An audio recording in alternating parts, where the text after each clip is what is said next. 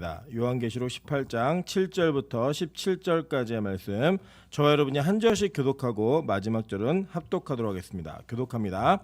그가 얼마나 자기를 영화롭게 하였으며 사치하였든지 그만큼 고통과 애통함으로 갚아주라. 그가 마음에 말하기를 나는 여왕으로 앉은 자요 과부가 아니라 결탄코 애통함을 당하지 아니하리라 하니, 그러므로 하루 동안에 그 재앙들이 이르리니 곧 사망과 애통함과 흉년이라. 그가 또한 불에 살라지리니 그를 심판하시는 주 하나님은 강하신 자이심이라. 그와 함께 음행하고 사치하던 땅의 왕들이 그가 불타는 연기를 보고 위하여 울고 가슴을 치며, 그의 고통을 무서워하여 멀리 서서 이르되 화이토다 화이토다 큰 성 견고한 성 바벨론이여, 한 시간에 내 심판이 이르렀다 하리로다. 땅의 상인들이 그를 위하여 울고 애통하는 것은 다시 그들의 상품을 사는 자가 없음이라. 그 상품은 금과 은과 보석과 진주와 세마포와 자주옷감과 비단과 붉은 옷감이요 각종 향목과 각종 상아 그릇이요 값진 나무와 구리와 철과 대리석으로 만든 각종 그릇이요 계피와 향료와 향과 향유와 유향과 포도주와 감람류와 고운 밀가루와 밀이요 소와 양과 말과 수레와 종들과 사람의 영혼들이라. 바벨로나, 내 영혼이 탐하던 과일이 내게서 떠났으며 맛있는 것들과 빛난 것들이 다 없어졌으니 사람들이 결코 이것들을 다시 보지 못하리로다. 바벨론으로 말미암아 치부한 이 상품의 상인들이 그의 고통을 무서워하여 멀리 서서 울고 애통하여 이르되 화이토다 화이토다 큰 성이여, 세마포 옷과 자주옷과 붉은 옷을 입고 금과 보석과 진주로 꾸민 것인데, 합독합니다. 그러한 부가 한 시간에 망하였도다. 모든 선장과 각처를 다니는 선객들과 선원들과 바다에서 일하는 자들이 멀리 서서. 아멘. 우리 주변에 있는 분들에게 이렇게 한번 인사하도록 하겠습니다. 내 얼굴 보고 안 웃으면 진짜 이상한 사람입니다. 네, 웃으면서 인사를 하셔야죠. 웃으면서. 그래야 웃죠. 예. 우리 다시 이렇게 그럼 다시 한번 인사하겠습니다. 오는 얼굴이 고와야 가는 얼굴이 곱습니다.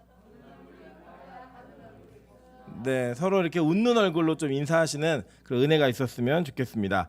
네, 오늘은 요한계시록 80번째 강의 시간입니다. 18장 7절부터 17절까지의 말씀을 가지고 왜 우는가라는 제목으로 하나님 말씀 증거하도록 하겠습니다. 요한계시록은 우리에게 고난당하고 있는 하나님의 백성들이 나중에 어떻게 될 것인가를 정확하게 이야기해주고 설명하고 해설하는 책입니다. 특별히 요한계시록 17장과 18장에서는 바벨론이 어떻게 망하게 되는지를 설명해주고 그 바벨론의 망함을 자세하게 기술하고 있는 내용들로 연속되어져 있습니다. 특별히 이 17장에서는 국가적으로, 정치적으로, 종교적으로 타락한 바벨론이 어떻게 망하게 되는가를 보여주는 것이고, 이 18장에서는 이 국가적인 이 바벨론이 이 경제적으로 어떻게 망하게 되는가를 설명하고 있는 내용들입니다. 그래서 이것은 이 로마라고 하는 특정한 시대의 배경을 가지고 있기도 하지만 동시에 지금의 이 땅에 있는 모든 나라들과 모든 하나님을 대적하는 경제적인 부의 내용들이 어떻게 하루아침에 무너지게 될 것인가, 그리고 그것들이 어떻게 망가지게 되는가, 이것들을 이야기해주고 설명하고 있는 책입니다. 특별히 여러분이 오늘 보시는 이 장면 속에서는 이 바벨론의 패망 가운데 그것을 바라보며 우는 자의 그룹이 세 그룹이 나옵니다. 첫째는 여러분이 보신 것처럼 9절에 보니까 땅의 왕들이라고 이야기해요. 그죠? 땅의 왕들이라고 이야기하고 있고, 그리고 11절 보시면 땅의 상인들이라고 이렇게 이야기합니다. 그죠? 두 번째 그룹이 나오고, 우리 세 번째로는 17절에 보면 모든 선장과 각처를 다니는 선객들과 선원들과 바다에서 일하는 자들이 이렇게 얘기해요. 그죠? 그래서 이 세 그룹에서 어떤 일들이 벌어지는가를 성경은 아주 자세하게 우리에게 설명하고 있다고 하는 것입니다. 저는 오늘 여러분과 이 말씀을 나누면서 우리 그리스도인들이 이 땅을 살아가면서, 즉 경제적인 내용들을 어떻게 이해해야 되고 그 가운데 우리가 어떻게 살아가야 되는지에 대한 부분들을 이 종말적인 시각으로 한번 바라보면서 그 내용들을 이해할 수 있는 그런 은혜들을 같이 누렸으면 좋겠습니다. 먼저는 여러분 이런 겁니다. 우리가 알고 있는 유명한 책 중에 사탄의 체제와 예수의 비폭력이라는 책이 있는데, 이 책 굉장히 어려운 책이지만 상당히 인사이트가 있는 책입니다. 이 책의 내용은 어떤 내용이냐면 이 땅에 사단이 건설해 놓은 이 시스템이 있다라는 거예요. 근데 이 그 시스템 속에서 예수를 믿는 자들이 어떻게 이 땅 속에서 살아가야 될 것인가를 이야기해주는 아주 인사이트가 탁월한 책입니다. 그래서 이 책을 읽다 보시면 우리 인간이 이 세계를 살아가면서 얼마나 인식하지 못하는 많은 시각과 많은 시점 가운데 하나님의 나라를 무너뜨리고자 노력하는 이 경제 시스템이라든지 정치, 뭐 사회적 구조의 시스템이 갖춰져 있는가, 이것들을 바라보면 과연 그리스도인들이 이 안에 살아가는 것은 정체성을 정확히 하지 않으면 참 어려운 삶을 살겠구나라는 것들을 다시 한번 깨닫게 되는 그런 내용들이 있다라고 하는 것입니다. 저는 오늘 그런 관점에서 지금 하나님께서 이스라엘 백성들을 기점으로 하여서 그들을 모델링으로 세워서 우리에게 이 땅에서 어떻게 살아야 되는지를 설명하고 있는 그 믿음의 내용들, 그 시작들을 통하여 저와 여러분이 갖는 믿음이 과연 이 자리에 가 있는지, 그리고 그렇게 걷고 있는지를 한번 살펴보았으면 좋겠습니다. 먼저 창세기 12장 1절부터 4절입니다. 여호와께서 아브라함에게 이르시되 너는 너의 고향과 친척과 아비의 집을 떠나 내가 내게 보여줄 땅으로 가라. 내가 너로 큰 민족을 이루고 내게 복을 주어 내 이름을 창대하게 하리니 너는 복이 될지라. 너를 축복하는 자에게는 내가 복을 내리고 너를 저주하는 자에게는 내가 저주하리니 땅의 모든 족속이 너로 말미암아 복을 얻을 것이라 하신지라.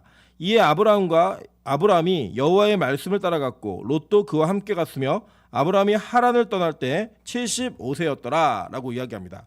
우리는 보통 이것을 바라보면서 몇 가지 이렇게 생각하는 내용 중에 내용이 이런 겁니다. 뭐 익숙한 곳을 떠난다, 뭐 아비의 집을 떠난다, 뭐 친척을 떠난다, 그리고 그때 나이가 75세다, 뭐 이런 내용들을 주로 우리가 이해하시면서 은혜도 누리시기도 하고 결단하는 내용을 결단하시기도 합니다. 그런데 그 내용들의 배경을 이해하시면 이 아브라함의 믿음의 결단이 얼마나 충격적인 결단이었고 얼마나 우리가 동일하게 그 믿음의 길을 가는 것이 어려운 결단인지를 알 수 있다는 것입니다.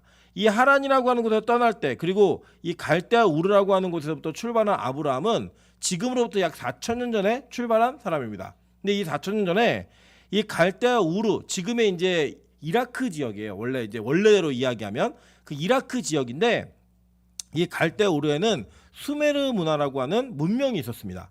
그 문명 속에서 이 유적들을 발굴해 보면 어떤 일이 벌어지냐면, 지금 이 당시에 아브라함 당시에 수세식 화장지를 만들어 썼던 나라가 바로 이 수메르에 있는 국가들이었어요.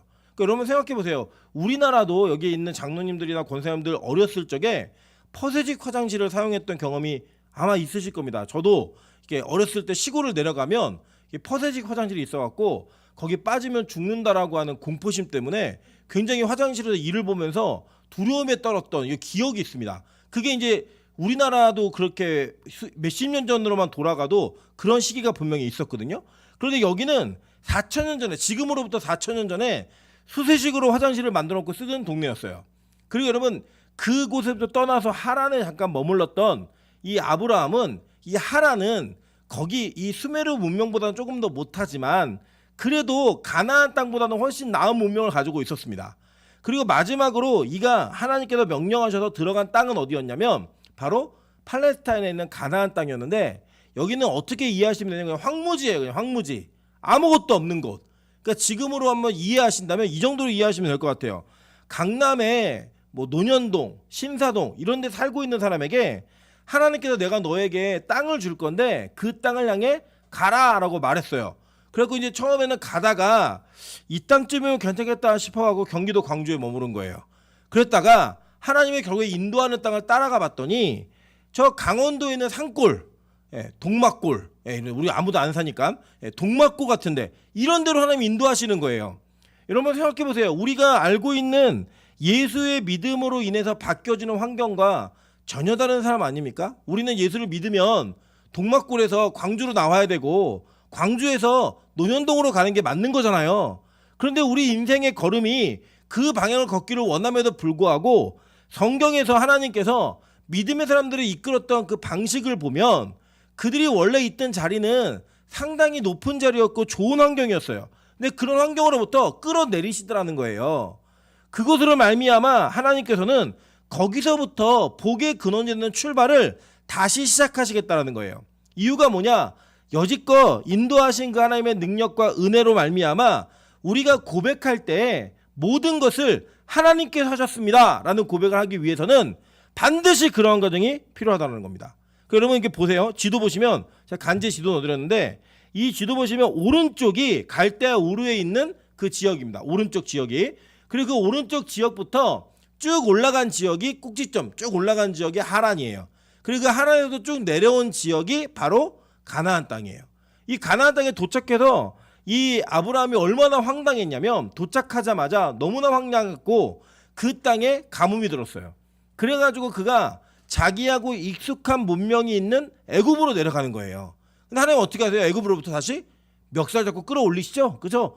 그런 일들을 통해서 하나님께서는 아브라함을 이 가나안 땅에 두심으로 말미암아 하나님과의 단독적인 교제, 하나님과의 1대1의 교제를 온전히 이룰 수 있는 환경을 만들어 가셨다는 거예요. 그게 바로 내려옴의 방향이었어요. 그래서 볼게요. 이사야 2장 5절부터 12절입니다. 야곱 족속아 오라, 우리가 여호와의 빛에 행하자. 주께서 주의 백성 야곱의 족속을 버리셨음은 그들에게 동방풍속이 가득하며 그들이 블레셋 사람들의 같이 점을 치며 이방인과 더불어 손을 잡아 언약하였습니다. 그 땅에는 은금이 가득하고 보화가 무한하며 그 땅에는 마필이 가득하고 병거가 무수하며 그 땅에는 우상도 가득하므로 그들이 자기 손으로 짓고 자기 손가락으로 만든 것을 경배하여 천한 자도 절하며 귀한 자도 굴복하오니 그들을 용서하지 마옵소서. 너희는 바위 틈에 들어가며 진토에 숨어 여호와의 위엄과 그 광대하심의 영광을 피하라. 그날에 눈이 높은 자가 낮아지며 교만한 자가 굴복되고 여호와께서 홀로 높임을 받으시리라. 대저 만군의 여호와의 날이 모든 교만한 자와 거만한 자와 자고한 자에게 임하리니 그들이 낮아지리라 라고 이야기합니다. 그러니까 보니까요, 지금 이 야곱 족속이 버림을 받았다고 얘기하는데 버림받은 이유가 뭔지를 보니까 동방풍속이 그들에게 가득했다라는 거예요. 근데 그 내용이 뭔가 자세히 보니까 블레셋 사람들은 뭘 했어요? 점을 쳤어요. 그죠? 여러분 이 블레셋 사람들이 어떤 사람들이었냐면 팔레셋이라고 하는 해양 민족이 근원이었습니다. 그래서 이 팔레스타인 가나안 땅에 최초로 청동기 문화를 깨고 철기 문화를 가지고 들어온 민족이에요. 그러니까 문명적으로 엄청난 격차가 있는 훨씬 발달된 문명을 이루었던 나라입니다. 여러분 기억하시죠? 이 사울과 요나단 시대 때 그 이스라엘에는 철기의 병기를 갖고 있었던 사람이 사울하고 요나단밖에 없었어요. 그래서 보습, 곡괭이 이런 고치려는 건 어디로 갔어요? 다 블레셋을 가야지만 고칠 수 있었다라는 거예요. 그 정도로 문명이 발달된 그 나라가 뭘 했냐면 점을 쳤어요. 점을. 그러니까 이방인들이 발달된 여러 가지 문명들을 소유하고 있는데 그들이 그것을 유지하고 이루어가는 방식이 뭐였는지 아십니까? 그들은 자기들이 우상 숭배를 하고 그 우상에게 얻은 답을 가지고 그 문명들을 이루어 갔다라는 거예요. 근데 놀라운 사실은 뭐냐면 하나님의 백성들보다 훨씬 더 발달된 문명을 소유하고 있는 거예요. 여러분 이게 아이러니죠. 굉장히. 우리 인간은 어떻게 지금 우리 시대의 그리스도인은 어떻게 생각하냐면 이런 겁니다. 예수를 믿으면 세상에서 1등이 돼야 돼요. 예수를 믿으면 이 땅에 누구보다도 앞선 인생을 살아야 돼요. 그래야지만 하나님에 대한 감사가 나오고 하나님에 대한 온전한 경배함이 나오는 게 우리 인간의 본질적인 내용입니다. 그런데 성경은 전혀 그런 것과는 반대의 상황을 만들어 놓고 뭐라고 얘기하냐면 그들과 언약한 그 백성들이 버림받는다고 얘기하는 거예요. 여러분 거기 뒤에 보시면 계속 이렇게 얘기해요. 이 땅에 보니까 은금이 가득하고 보화가 무한하며 그 땅에는 마필이 가득하고 병거가 무수하며 그 땅에는 뭐도 가득했대요? 우상도 가득함으로 라고 이야기해요. 그러니까 뭐냐, 우상 숭배하는 나라가 가난한 게 아니에요. 어때요? 은금이 가득했대요. 여러분 이 시대에는 은이 더 가치가 있었어요. 금보다. 은이 훨씬 더 가득했고 은금이 가득했고 보화가 무한하대요. 그리고 마필이 가득하다. 뭐예요? 자가용이 막 다니는 거 아무데나 다 그냥 주스면 내 거예요. 주스면 내 거. 그런 문명을 가지고 있는 그 나라에 뭐도 가득하대요? 우상도 가득하며 라고 얘기하는 거예요. 그러니까 이들이 얻은 힘, 이들이 얻고 있는 가지고 소유하고 있는 문명, 이 모든 것들의 기반이 뭐로부터 출발한 거예요? 우상으로부터 출발했고 우상 숭배로 출발한 거예요. 여러분 그래도 잘 아시겠지만 뭐 피에르 가르댕 뭐 이런 사람들 그 패션을 올해 뭘 유행하게 된다. 뭐 이게 여러분 말이 안 되잖아요. 한번 생각해 보세요. 이게 올 여름에 뭐가 유행할 거다라고 맞추는 게 여러분 가능하다 생각하십니까? 사람들이 무슨 옷 입을 줄 어떻게 알아요? 그거 모르는 거예요. 근데 어떻게 하냐면 피에르 가르댕 같은 사람은 동전 던져가지고 이게 앞면 나오면은 짧은 치마, 뭐 뒷면 나오면 긴 치마 이런 걸 그냥 정하는 거예요, 자기가. 그래가지고 던져가지고 나오는 거를 유행시키는 거예요. 가지고는 영향을 가지고. 그러면 또 그거를 바라보면서 또 무지몽매한 자매들이 또 뭘 해요? 긴 치마가 올해 유행할 거다라고 얘기하면 그걸 또 다 따라가요. 다 따라가요. 여러분 그리스도인은요 그렇게 사는 사람들의 모습과는 다른 삶을 사는 거예요. 다른 삶을. 그래서 저는 어렸을 때부터 추리닝 입고 다녔거든요. 그냥 편하게 유행이 뭐가 됐든 상관없이. 여러분 그게 바로 이 땅을 살아가는 그리스도인의 소신인 겁니다. 뭐냐?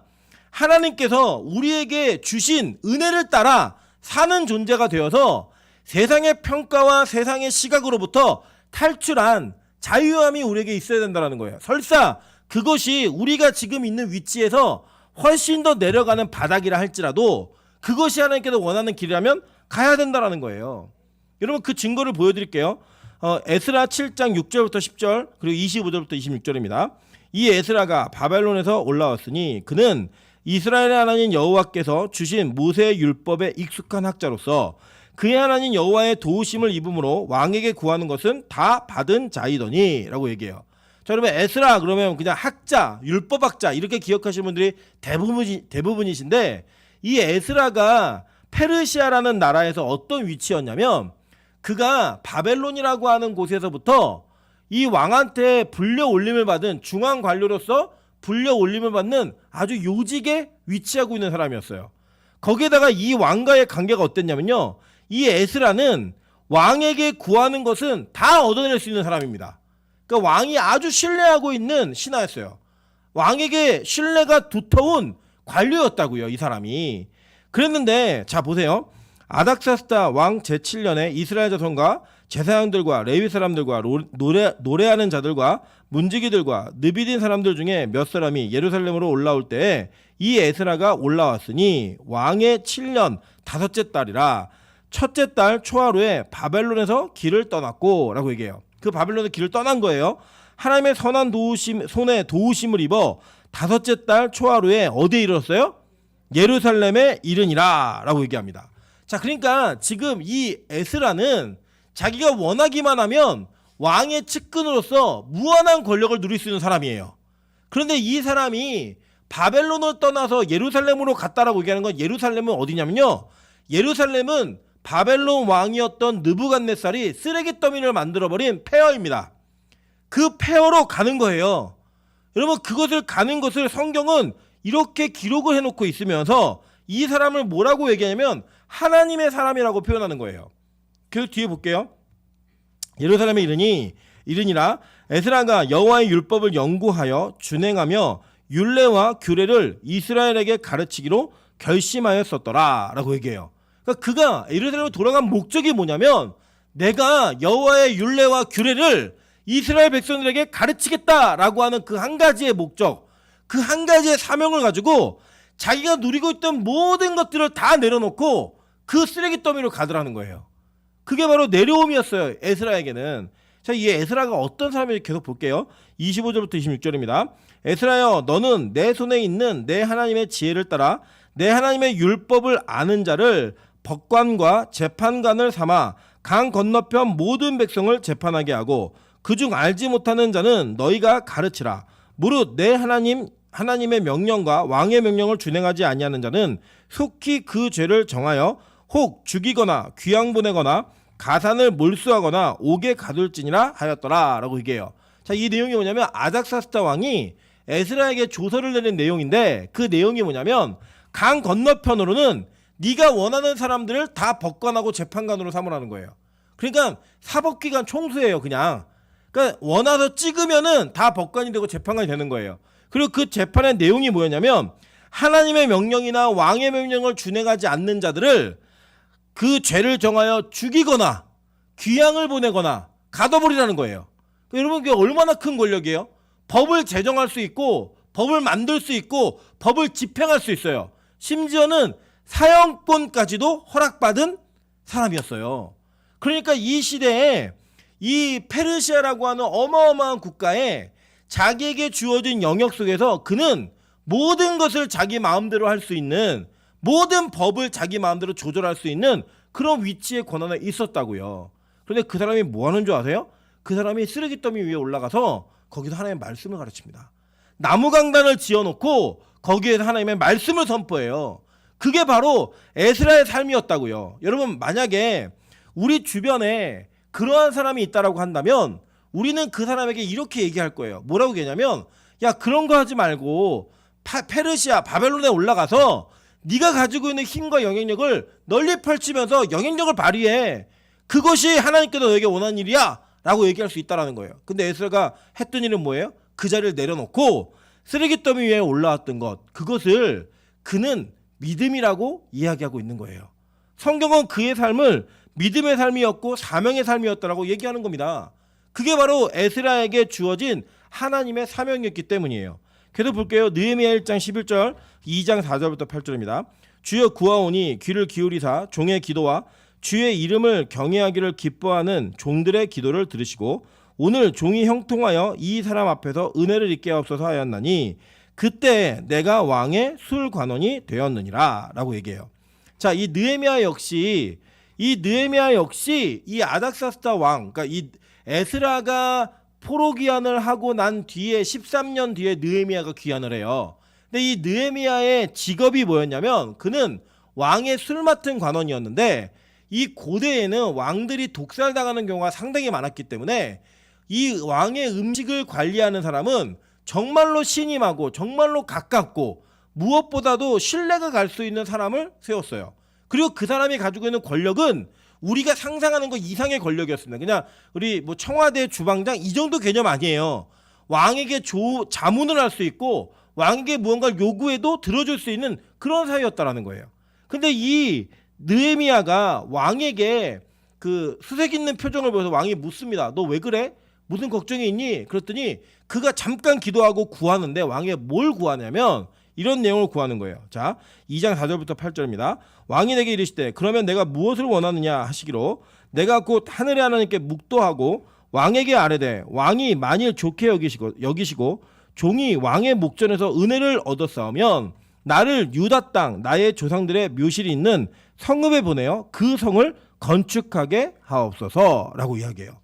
이게 얼마나 황당한 일이냐면 이 페르시아 왕인 아닥사스다는요 어느 정도의 영토와 권력을 가지고 있냐면 아시아를 패권을 다 차지했고 이 아시아를 넘어서서 유럽까지 정복하려고 전쟁을 벌였던 100만 대군을 몰고 갔던 그 페르시아라고 하는 나라의 왕이에요. 그러니까 이 아닥사스다가 이 마음에 들어서 뭘 원하게 되고 신뢰만 얻어내면요 얻을 수 있는 게 어마어마하고 무한하게 있다는 거예요. 그런데 결국 이 느헤미야가 이러한 위대한 왕에게 구하는 내용이 뭐였는지 아십니까? 왕이요, 저 쓰레기 더미에 가서 저 성벽 좀 건축할 수 있게 좀 재료 좀 대주세요. 이걸 말했다는 거예요. 여러분 신기하지 않습니까? 우리가 지금 이 땅에서 많은 그리스도인들이 추구하는 기도의 내용이나 삶의 내용과는 전혀 반대의 삶을 살고 있는 사람들을 성경은 믿음의 사람들을 우리에게 소개하고 있다는 거예요.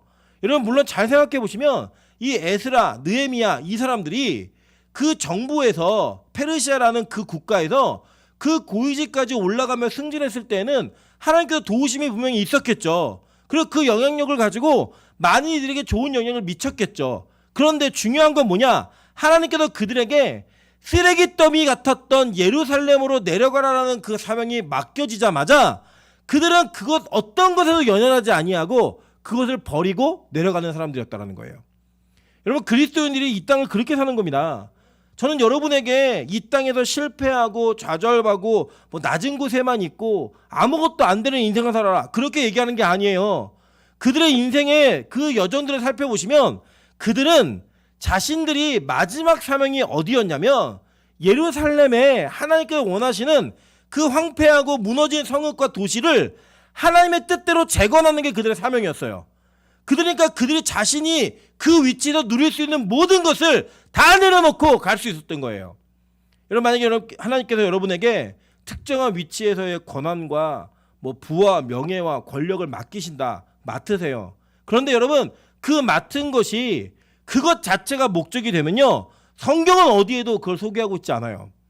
성경은 그 자체가 목적인 것을 우리에게 절대로 가르치고 이야기하지 않습니다. 오히려 성경은 그것을 수단으로 삼아 하나님께서 원하시는 자리까지 내려갈 수 있는 그 모습을 믿음이라고 이야기하는 거예요. 여러분 이 땅에서요, 부를 소유하기 위해서 노력하시는 거 하셔야 됩니다. 저금도 하셔야 되고 재테크도 하시고, 여러분 할 수 있는 한 여러분이 많은 것들을 소유하는 것들에 노력하는 일들요, 여러분 게으르지 말고 최선을 다하셔야 돼요. 그런데 문제는 그 뒤에 있는 거예요. 여러분이 그 모은 것이 아까워서 쓸 수 없는 마음이 든다면 여러분은 이미 내려옴을 포기한, 그곳에서부터 내려오는 것이 여러분에게 훈련되지 않은 미숙한 그리스도인입니다. 그리고 어쩌면 더 나아가면 여러분은 하나님이 아니라 돈을 섬기는 자일 수도 있다는 거예요. 그게 누구냐? 우상 숭배하는 자들인 거예요.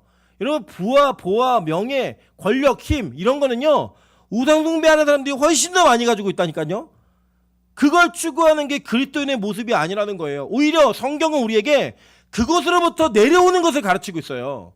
어떻게 해야 잘 내려올 수 있는가? 어떻게 해야 신속하게 내려올 수 있는가? 어떻게 해야 그것을 잘 사용할 수 있는가? 이것을 가르치고 있다는 거예요.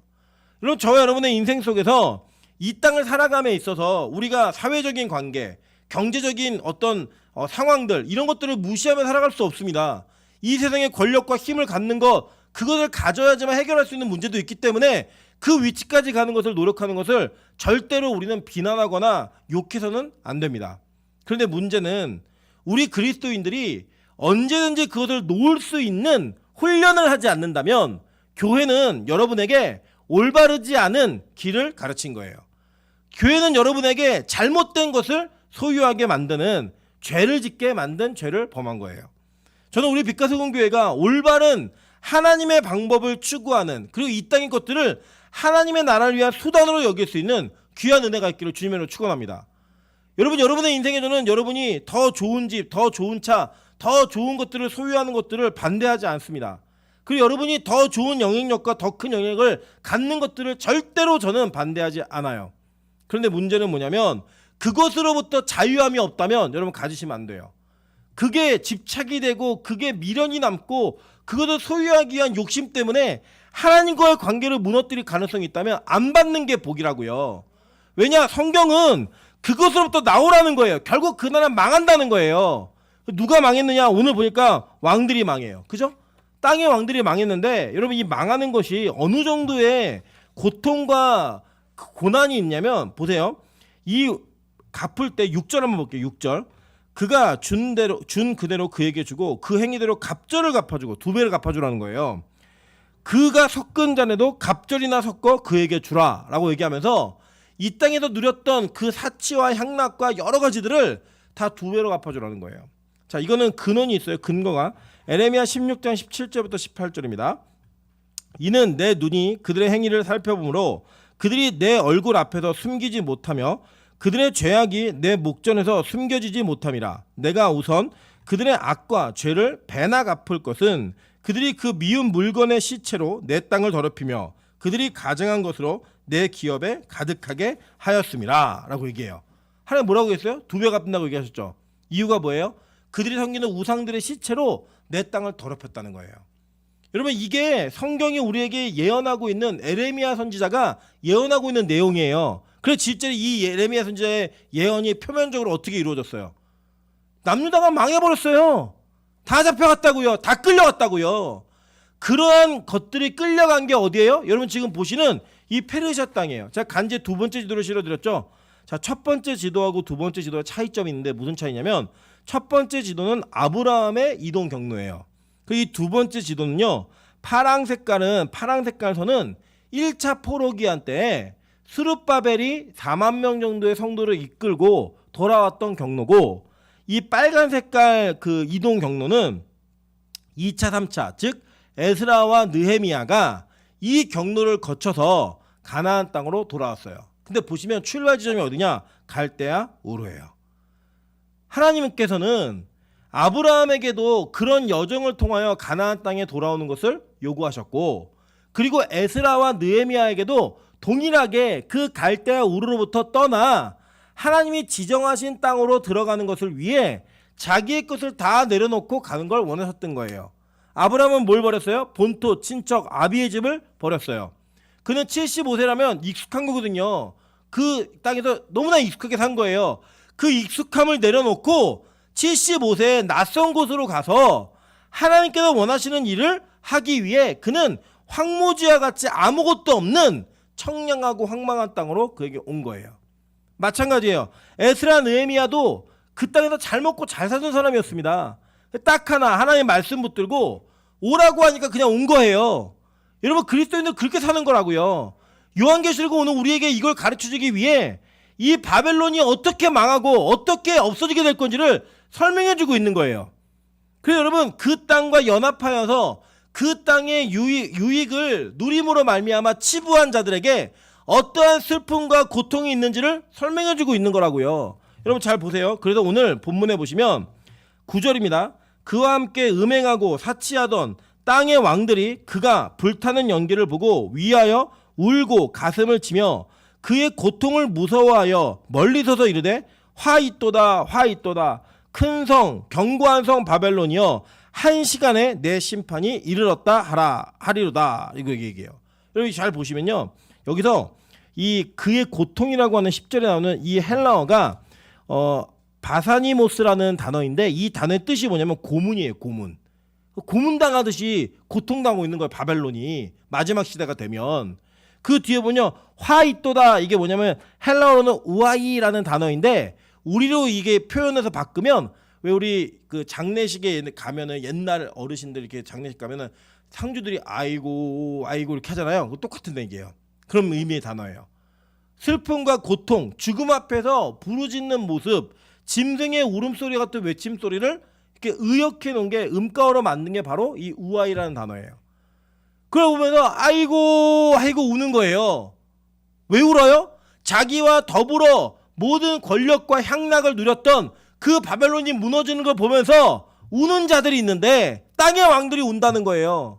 아이고 하고 왜 더 이상 그걸 누릴 수 없으니까. 여러분 그리스도인들은 그걸 보면서 울지 않아요. 여러분 보세요. 이게 우리 다음 시간에 배웠지만 20절 보시면 하늘의 성도들이 어떻게 반응하나 보는 거예요. 이 바벨론이 망하는 걸 보면서 20절 한번 보겠습니다. 하늘과 성도들과 사도들과 선지자들아 그로 말미암아 뭐하래요? 즐거워하라 라고 얘기하는 거예요. 즐거워하라. 이 땅에 하나님의 백성들은 이 바벨론이 무너지는 걸 보면서 어떻게 한대요? 즐거워한다는 거예요. 드디어 주님이 오시는구나. 드디어 하나님의 나라가 오는구나 라고 즐거워한다는 거예요. 근데요 이 땅에 망하는 것과 어려워지는 거 보면서 이 왕들은 뭐 했어요? 아이고 하고 우는 거예요. 애통하며 우는 거예요. 그 망하는 걸 보면서 무서워서 가까이는 가지 못하고 아이고 하고 애통하며 있는 거예요. 누가 또 울어요? 상인들이 울고 있는 거예요. 상인들이. 한번 보겠습니다. 11절입니다. 땅의 상인들이 그를 위하여 울고 애통하는 것은 다시 그들의 상품을 사는 자가 없음이라 라고 얘기해요. 이게 무슨 뜻이에요? 그동안 이 바벨론에다가 물건 팔아먹으면서 잘 산 거예요. 너무나 행복하게 산 거예요. 그런데 하나님께서는 이 물건을 팔며 살았던 이 상인들도 그걸 보면서 아이고 우는 거예요. 똑같이 화이또다 하면서. 왜요? 갑자기 순식간에 망해버린 거예요. 여기 보시면요 아주 재밌는 단어가 있는데 8절 보세요. 18장 8절 보시면 그러므로 하루 동안에 그 재앙들이 이르리니 곧 사망과 애통함과 흉년이라 그가 또한 불에 살라지리니 그를 심판하시는 주 하나님은 강한 자이심이라 라고 얘기해요. 하루 동안 망한다는 거예요.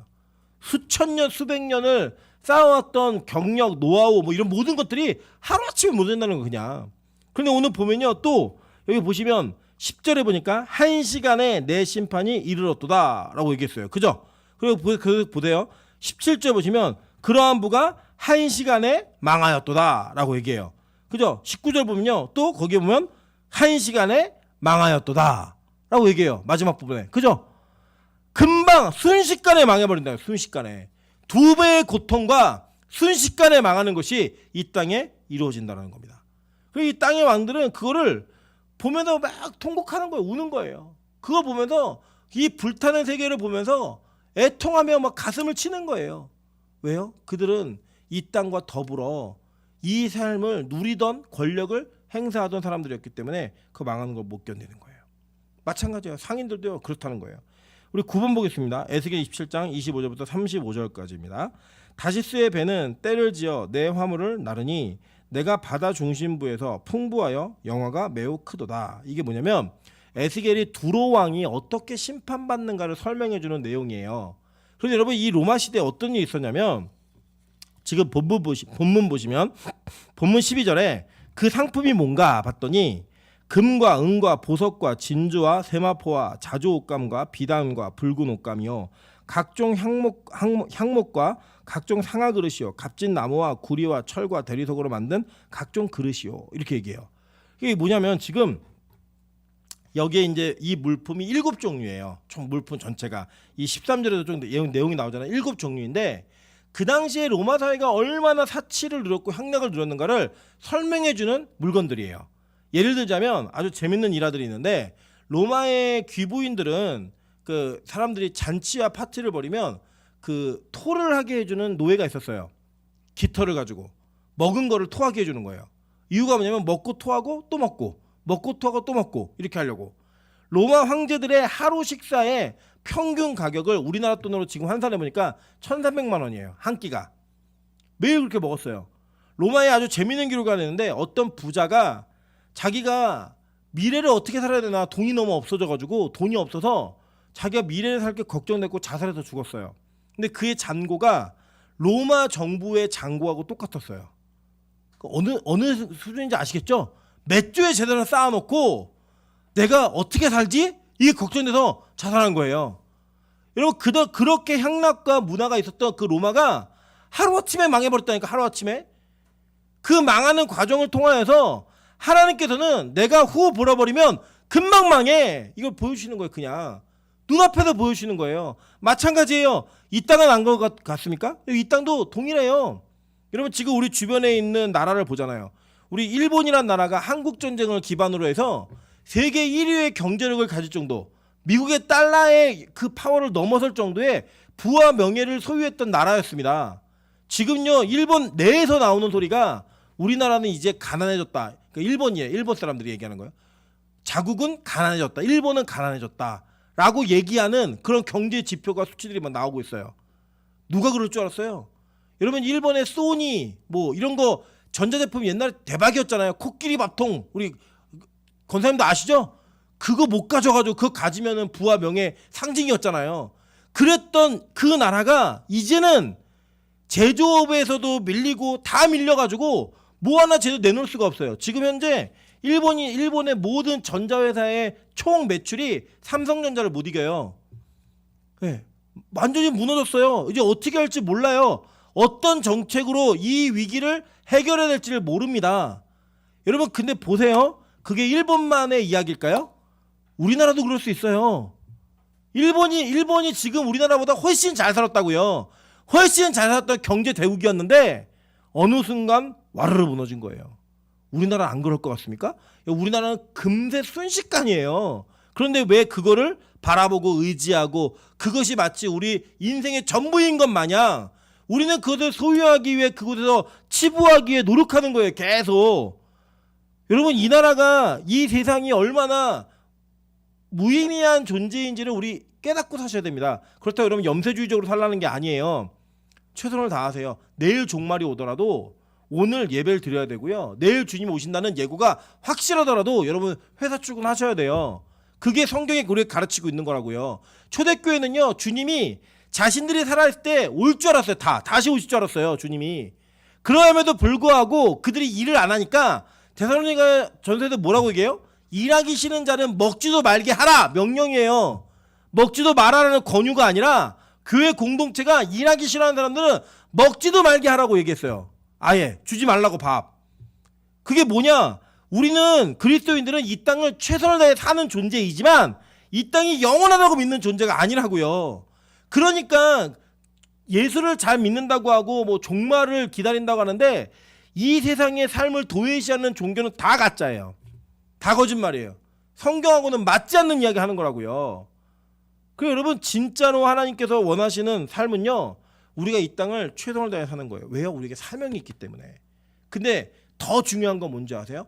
그 최선을 다해 사는 삶에 미련을 갖지 않는 거예요. 주님이 오라 하시면 가는 거예요. 주님이 놓고 와 그럼 놓고 가는 거고, 주님이 가지고 와 그럼 가지고 가는 거고, 너 이거 해 그럼 이거 하는 거예요. 그게 우리가 이 땅에서 살아가며 자기 부인을 통해 온전한 제자의 길을 가는 출발이고 마지막인 거예요. 여러분 그게 얼마나 어려운 일인지 아십니까? 쉽지 않아요. 내가 하고 싶은 일이 있다니까요. 내가 뭔가를 추구하고 원하는 게 있다니까요. 저희 평일에 예배드리면서 전에 밥을 먹죠. 밥 먹으면서 나 이것도 하고 싶고 이것도 막 얘기했더니 목사님 뭐 그렇게 하고 싶은 게 많냐요. 저는요 목회 때문에 하고 싶은 걸 다 못 해봤어요. 그래서 저는 하고 싶은 게 진짜 많아요. 근데 제가 약속할 수 있는 거는요. 저는 그것 때문에 하나님께서 주신 사명을 버리고 가진 않을 거예요. 제 사명이 끝나서 할 수는 있어요. 휠체어 타고 스포츠카 탈 수는 있지만 제가 그렇게 놀기 위해 목회를 일찍 끝내거나 목회를 스스로 그만두는 일은 없을 거예요. 그게 바로 우리가 사는 모습이라고요. 여러분이 이 땅을 살면서 맡기는 사명이 있기 때문에 내가 하고 싶은 일들을 내려놓고 사는 거예요. 내가 더 먹고 싶고 더 갖고 싶은 걸 포기하며 사는 거예요. 내가 이것만 내려놓으면 교회가 살 수 있으니까, 내가 이것만 포기하면 영혼이 살 수 있으니까, 내가 이것만 포기하면 그리스도가 증거될 수 있으니까, 그걸 보면서 이 땅에서 살아가는 거예요. 우리가 그게 진짜 그리스도인이라고 종말을 준비하고 있는 초대교인들에게 그거 가르쳐주는 거예요. 야 너희들 지금 힘들지? 너희들 길드에 들어가지 못해서 황제에게 우상 숭배하지 않으니까, 그 조직에 들어가지 못하니까 장사도 못하고 뭐 먹는 것도 못 먹고 너무 힘들지? 사회적으로 완전히 고립되어진 그 고통이 너무 힘들지? 걱정하지 마. 이 세상 다 망해. 그들이 다 가슴 치면서 애통하면서 아이고 아이고 하며 울고 있을 때 너희들 기뻐 즐거워하는 일이 벌어질 거야. 그거 가르치는 거예요 오늘. 그래서 여러분 이 땅에 제가 나중에 한번 특강으로 이게 여러분하고 나눌 기회가 있을 건데, 이 땅에 돌아가는 모든 금융 시스템은, 자본주의적 금융 시스템은 세상이 만들어낸 작품이에요. 그 작품 속에 우리 그냥 종속되어 살아가는 거예요.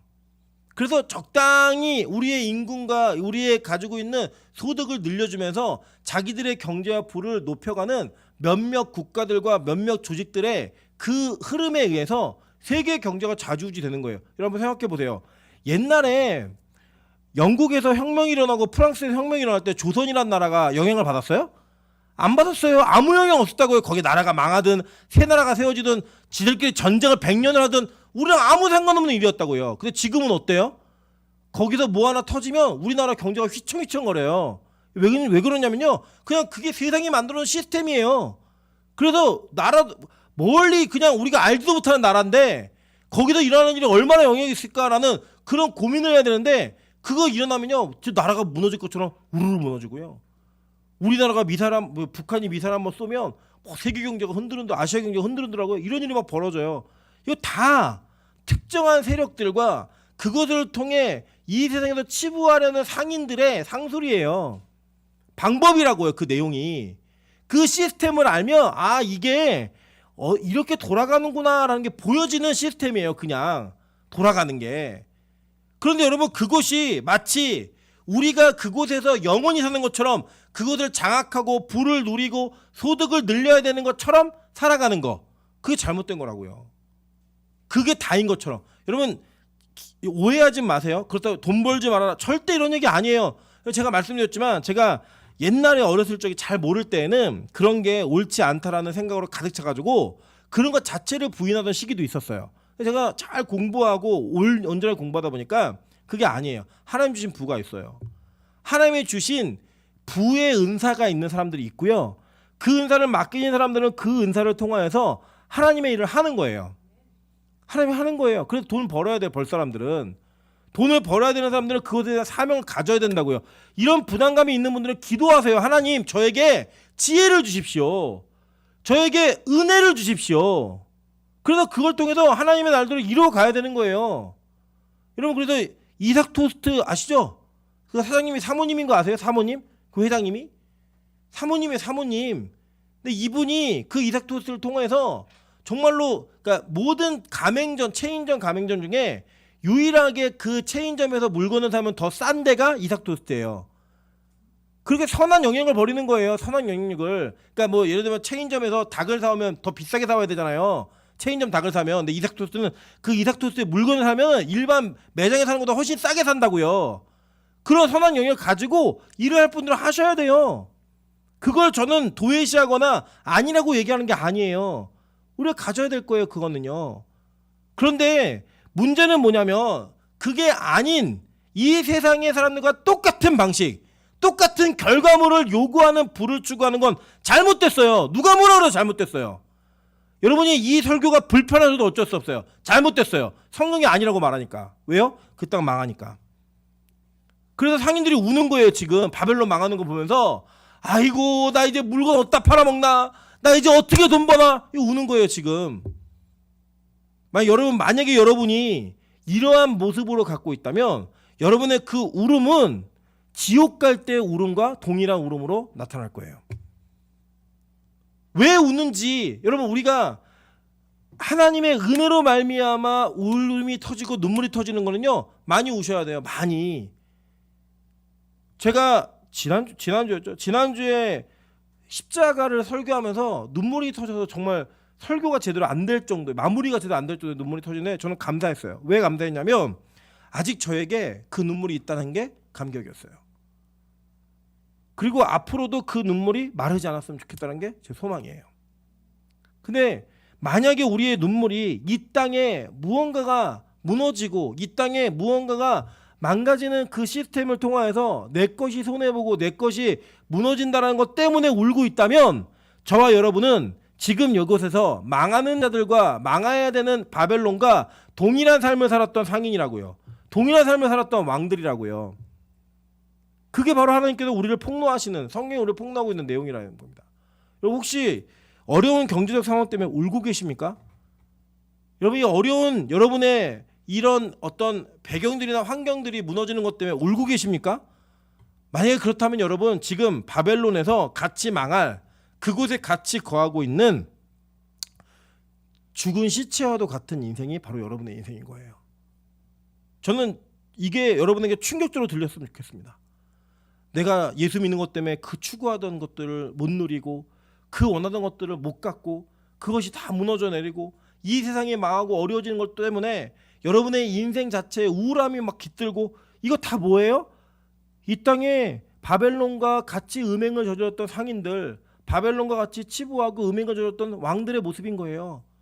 그런 모습으로 이 나라가 무너진다라고 성경 가르치는 거예요. 그래서 보세요. 뭐라고 얘기하면 바벨론아, 내 영혼이 탐하던 과일이 내게서 떠났으며 맛있는 것들과 빛나는 것들이 다 없어졌으니 사람들이 결코 이것들을 다시 보지 못하리로다 라고 얘기해요. 그죠? 끝났다는 거예요. 근데 여기 보면요, 탐하던 과일들 그리고 내게서 떠난 맛있는 것들이 그 헬라어로는 라파라라는 단어인데 기름, 지방, 고기예요. 고기 좋아하는 분들 회개하셔야 돼요. 고기 이런 것도 다 없었다는 거예요.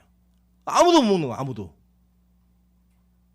입을 지겁게 하던 이런 것들 다 없었다는 거예요. 15절 보세요. 바벨론으로 말미암아 치부한 이 상품의 상인들이 그의 고통을 무서워하며 멀리 서서 울고 애통하여 라고 얘기해요. 그래서 이르되 뭐라고 했어요? 화이또다, 화이또다. 뭐야? 아이고, 아이고 하는 거예요. 여러분, 저는 그리스도인들이 어려운 경제적 상황 때문에 기도해야 되는 거 해야 됩니다. 하나님, 이 땅에, 우리도 아까 장로님께서 기도하셨지만 어려운 이런 경제 속에서 이런 문제를 풀어갈 수 있는 지혜를 이 나라의 위정자들에게 주십시오라고 기도하는 거 당연히 해야 됩니다. 그러나 여러분, 만약에 그 사실 때문에 여러분에게 십자가 때문에도 터지지 않던 눈물이 터진다? 여러분, 이 세상과 더불어 먹고 살던 상인들인 거예요. 여러분, 이 땅이 어려워지면 안 됩니다. 교회가 어려워지면 안 되죠. 그래야 선교도 하고 물질도 흘려보내고 많은 이들에게 복음의 영향을 끼칠 수 있습니다. 그런데 어려워진다 할지라도 교회의 어려움 때문에 제가 만약에 교회에 헌금이 조금 들어오는 것 때문에 울고 있다면 저는 이 땅과 더불어 살던 상인이에요. 저에게 이건 목회가 아니라 장사인 거예요. 여러분에게 복음을 온전히 전하고 십자가를 온전히 증거하면서 당하는 고통과 고난은 하늘의 상급입니다. 믿으십니까? 여러분, 이 땅에서 정직하게 살면서 사는 것들은 하늘의 상급이에요. 여러분, 성경은요, 이 땅의 상인들, 이들이 어떠한 방식과 방법으로 부를 축적했나를 고발해요. 어떻게 고발하는가 보세요. 잠언 20장 23절입니다. 한결같지 않은 저울추는 여호와께서 미워하시는 것이요 속이는 저울은 좋지 못한 것이니라 라고 얘기해요. 한결같지 않은 저울추, 이거 뭐예요? 추를 바꾸는 거예요. 저희 처남이 아직 예수를 안 믿는데 돈을 잘 벌어요. 회사가 정말 잘 돼요.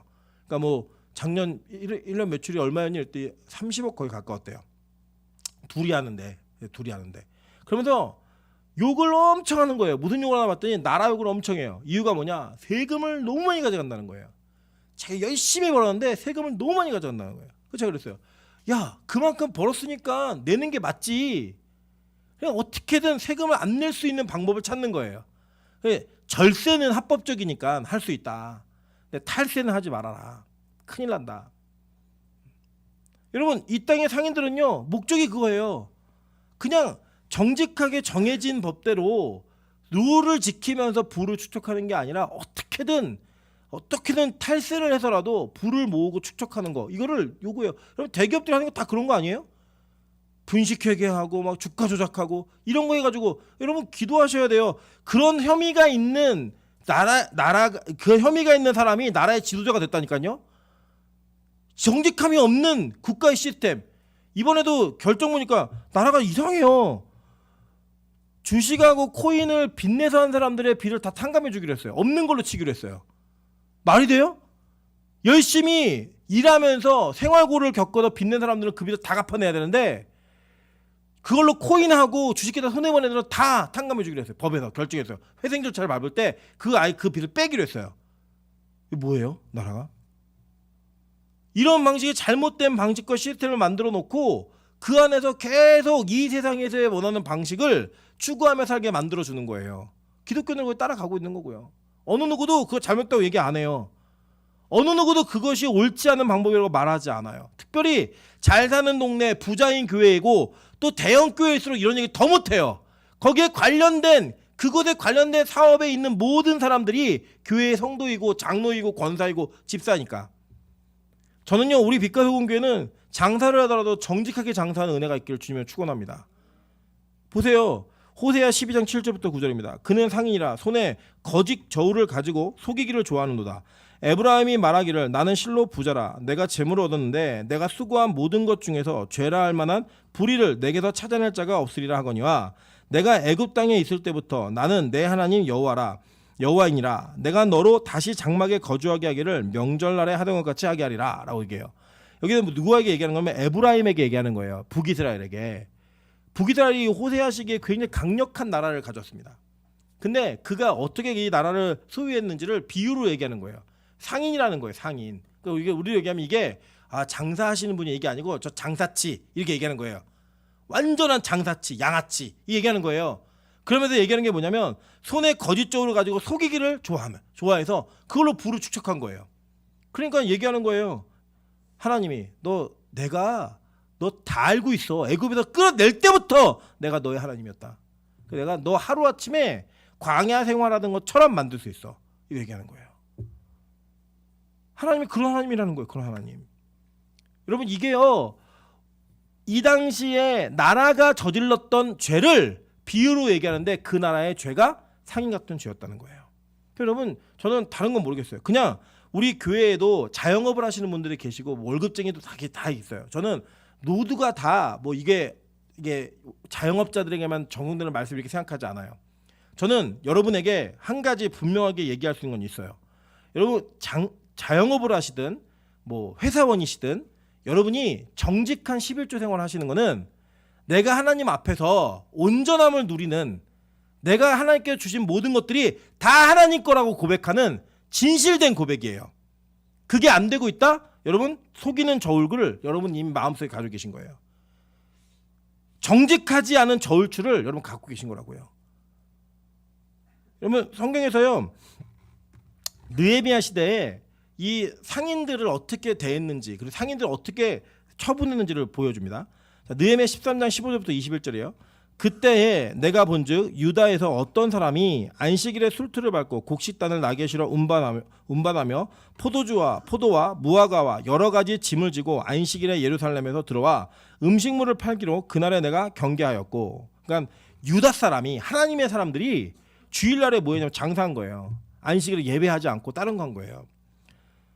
계속 읽을게요. 또 두로 사람이 예루살렘에 살며 물고기와 각양 물건을 가져다가 안식일에 예루살렘에서도 유다 자손에게 팔기로 내가 유다의 모든 귀인들을 꾸짖어 그들에게 이르기를 너희가 어찌 이 악을 행하여 안식일을 범하느냐라고 얘기해요. 여러분 충격적이지 않습니까? 이게 느헤미야가 이 나라에 돌아왔는데 느헤미야는 평생을 페르시아에서 산 사람이에요. 그리고 이 유다 사람들은 누구냐면 그래도 남은 자로서 이 유다 성읍에 계속 거하고 있던 사람들이라고요. 그런데 이 페르시아에서 평생을 살았던 느헤미야가 와가지고 보니까 안식일이 엉망이에요. 안식일날 장사하고 있는 거예요. 세상 상인들이 된 거예요. 세상 상인들이. 주일 예배 드리는 것과 돈을 버는 행위를 맞바꾼 거예요. 나 돈 벌 수 있다면 예배 안 드려도 돼. 한 거예요. 그걸 꾸짖는 거예요. 심지어는요. 그는 자기가 성벽을 재건하고 한 일이 뭐냐면 성벽을 재건해놓고 보세요. 굵은 글씨만 보겠습니다. 나를 따르는 종자 며칠 성문마다 세워 안식일에는 아무 짐도 들어오지 못하게 하였으므로 장사꾼들과 각양 물건 파는 자들이 한두 번 예루살렘 성 밖에서 자므로 내가 그들에게 경계하여 이르기를 너희가 어찌하여 성 밑에서 자느냐 다시 이같이 하면 내가 잡으리라 하였더니 그 후부터는 안식일에 그들이 다시 오지 아니하였느니라 라고 얘기해요. 못하게 하는 거예요. 여러분 이거 뭐 지금 좀 오해하시지 마세요. 주일날 뭐 밥 사 먹고 이런 거 하지 말라는 거고 좀 다른 개념이에요. 이 개념은 구약적 율법의 개념은 제가 나중에 이거 시간이 되면 지금 시간이 너무 없기 때문에 설명을 다 못하지만 그런 개념은 아니지만 구약의 율법 속에는 안식일에는 예배 행위 말고는 그 어떤 것도 허락되어지지 않았어요. 그런데 이것이 이 유다라는 나라가 지키지 않는 거예요. 근데 이거 안 지켜서 망했거든요. 안식일과 안식년을 제대로 지키지 않았기 때문에 이 나라가 망했어요. 근데 계속 안 지키고 있는 거예요. 느헤미야가 열받은 거예요. 그거 못하게 하는 거예요. 그래서 일할 수 있는 날만 일해서 돈 벌 수 있는 돈 벌라는 거예요. 그게 바로 이 느헤미야가 얘기한 거예요. 이번에 제가 되게 충격받는 것 중에 하나 뭐냐면 여러 이단들을 구분하는 여러 가지 이렇게 뭐 내용들을 가지고 이렇게 토론하는 프로그램이 있어서 제가 유튜브에 잠깐 봤거든요. 근데 그 이단의 어떠한 교회를 지적하면서 이단의 요소가 있다라고 얘기하는 내용 중에 하나가 뭐였냐면 더 좋은 환경으로 이직을 할 수 있는데 주일날 예배를 못 드리기 때문에 그 회사를 가지 말라고 한 게 이단이 될 만한 명분이라고 거기서 얘기를 하는 거예요. 무슨 얘기인지 이해되세요? 그러니까 이단인 교회들을 검열하는 여러 가지 몇 가지 조건들을 얘기하면서 한 교회를 찍어서 얘기를 하는데 물론 그 교회가 이상한 교회인 건 맞아요. 맞는데 그 목록 중에 하나가 뭐였냐면 더 좋은 연봉으로 좋은 환경으로 이직을 하는데 주일날 예배를 못 드리니까 가지 말라고 한 게 이단적 요소래요. 지금 이 정도까지 왔다고요. 교계가 이렇게까지 왔어요. 이거 맞는 거 아니에요? 그분은 다른 건 틀렸지만 그 명제는 맞는 거 아니에요? 저는 만약에 그게 이단이 되는 그게 명분이라고 한다면 저는 이단 될 거예요. 만약에 그게 이단되는 요소라고 한다면 저는 이단이에요. 만약에 여러분 더 좋은 환경, 좋은 조건이 주어졌는데 주일에 예배를 못 드리는 조건이다. 그냥 가지 안 해야 된다고 생각해요. 안 가는 게 맞아요. 제가 만약에 누가 말 잘하니까 우리 회사 가서 자동차 팔면 지금 받는 연봉이 3배를 주겠다고. 그 제가 주일날 예배 안 드리고 거기서 일하면 여러분 뭐라고 생각하시겠어요? 와 우리 목사님 대박 났네. 그렇게 생각하시겠어요? 그럼 성도는 되고 목사는 안 돼요? 왜요? 똑같은 하나님 앞에서 성도인데. 여러분 이게 누구에게는 적용되고 누구는 적용되고 아니 그게 아니에요. 그냥 예배가 최우선순위예요. 어떤 특정한 기간 동안에 특정한 일 때문에 못할 수 있죠. 뭐 예를 들면 소방관, 경찰 이런 분들이 자기들이 가지고 있는 직업적인 요소 때문에 가서 일을 주일날 해야 된다 그런 걸 말리는 거는 그거 안 되는 거예요. 너 주일이니까 그 불나도 불 끄지 말고 가만히 앉아 있어. 이거 아니에요. 그건 아니지만 그것 자체가 목적이 되어서 아예 그냥 예배를 통째로 날려먹을 수 있는 직업을 선택한다. 돈을 많이 주기 때문에 잘못된 거라고요. 올바르지 않는 거예요. 그게 이단이라면 저 이단이에요. 그렇게 말하는 게 이단적 요소라면 저는 이단적 요소가 있는 사람이에요. 왜냐? 저는 그게 성경 말씀을 믿어요. 그게 하나님께서 우리에게 주신 축복의 자리라고 믿어요. 저는 여러분이 그렇게 이 땅을 사는 그리스도인이었으면 좋겠습니다. 제가 여쭤보는 거예요. 성경이 우리에게 물어보는 거예요. 너 왜 울고 있니? 여러분 혹시 마음이 슬프셨어요? 마음이 어려우셨어요? 여러분 무엇 때문에 굉장히 괴롭고 힘드셨어요? 하나님 오늘 물으시는 거예요. 왜 울었어? 왜 슬펐어? 근데 만약에 여러분 땅의 왕들이 우는 울음과 같은 울음이었다면, 땅의 상인들이 우는 울음과 같은 울음이었다면 여러분 신앙에 심각한 문제가 있는 겁니다. 돌아오셔야 돼요. 돌이키셔야 돼요. 야고보서 1장 9절부터 11절 다 같이 읽고 마무리하겠습니다. 시작. 낮은 형제는 자기의 높음을 자랑하고 부한 자는 자기의 낮아짐을 자랑할지니 이는 그가 풀의 꽃과 같이 지나감이라. 해가 돋고 뜨거운 바람이 불며 풀을 말리면 꽃이 떨어져 그 모양의 아름다움이 없어지나니 부한 자도 그 행하는 일에 이와 같이 쇠잔하리라. 아멘. 하나님은 이 땅의 부를 이렇게 대하라고 말씀하셨어요. 우리 이 땅에서요 부한 자는요 높은 자리에 있을 수밖에 없어요. 제가 그렇더라고요. 보니까 좋은 차를 타고 다니면 길가에서 끼어들기에도 잘 비켜주고요. 백화점에 가도 없던 자리가 생겨요. 그래서 어딜 가도 상석에 앉고요. 주머니에서 인신한다고 돈 잘 쓰는 사람이 주변에 사람들이 모여요. 그리고 그 사람들을 좋아해요. 어쩔 수 없어요. 그냥 인간이기 때문에 그래요. 근데 성경은 그들에게 이렇게 말합니다. 뭐라고 하냐면 부한 자는 자기의 낮아짐을 자랑하래요. 낮아짐을 자랑하래요. 누가 그랬어요? 에스라 그랬잖아요. 느헤미야가 그랬잖아요. 아브라함이 그랬잖아요. 그 성경은 믿음의 출발로 이야기해요. 저는 우리 빛과 소금교회가 믿음의 출발을 할 수 있는 은혜가 있기를 간절히 소망합니다. 여러분 이 땅에서 많이 부해지세요. 그런데 그 불을 언제 내려놓을 수 있는 믿음의 불을 가지세요. 여러분 이 땅에서 높아지세요. 그런데 그 높아짐에서 낮아짐으로 내려올 수 있는 것을 자랑할 수 있는 진짜 믿음이 있는 높음이 있으셨으면 좋겠어요. 우리 빛과 소금교회가 그런 교회 되기를 주님의 이름으로 축원합니다.